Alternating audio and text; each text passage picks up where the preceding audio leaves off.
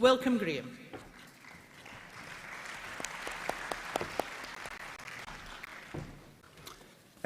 Conference, why is it after 15 years of an SNP government, is there a guy who I'll call Rao, who inherited 50,000 acres in Deeside, and he only pays less than £3,600 a year for the council tax of his big house?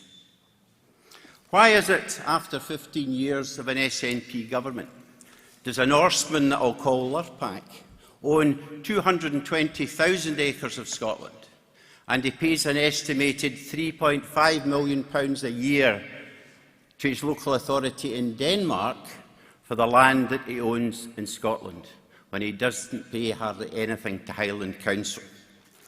And why is it, after 15 years of an SNP government, does a Middle East despot, who I'll call Sandy,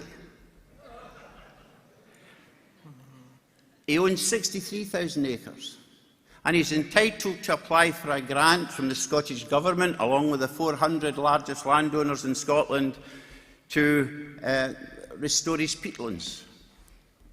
And why is it, after 15 years of an SNP government, that 60% of the vacant and dilapidated land and properties in urban Scotland are owned by the public sector, denying people the opportunity to have houses built on that land, improve their environment, and also improve their townscapes? And why is it, after 15 years of an SNP government, if these proposals which are on the table are produced and go through, that none of us here, nor even the kids in the creche, will live to see the day when over 50% of Scotland's land is owned by over 50% of our people? There is another way. If you make land a liability as well as an asset, if people can't make an economic return on it, they will soon get rid of it. And you will find that if we brought in a form of annual ground rent, then that would have an immediate effect of making land available for housing. You know, make land available for people to develop their businesses and all the rest of it. Now, some people say that, you know, you can't bring that in quickly because you'll affect the human rights of the landowner. Well, I've met some of these landowners, and I can confirm that some are human. But I'm not suggesting for a minute that we deny them their human rights. I just think we should all have the same human rights that they have.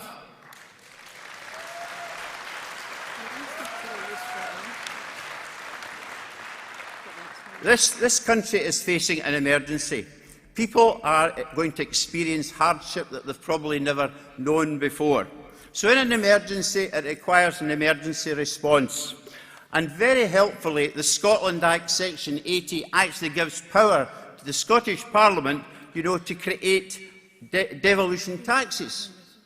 That without the consent of Westminster or HMRC, we could actually raise more than sufficient money just now in Scotland, you know, to address this issue, even to the extent that we could provide a universal citizen's income of £200 a week for every man, woman and child in this country. And it can be done now. Most of the infrastructure is in place. All we need is the political will and the legislation to put it in place. So this is actually the most important debate that you will have this weekend.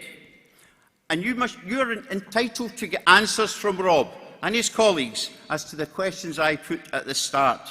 Because we can either support this resolution and tiptoe through the lands of Sutherland, of Sayfield, of Buccleuch, and the council lairds of Glasgow and North Lanarkshire and Inverclyde. It's your choice, but I know the one I'll be voting for. Thank you.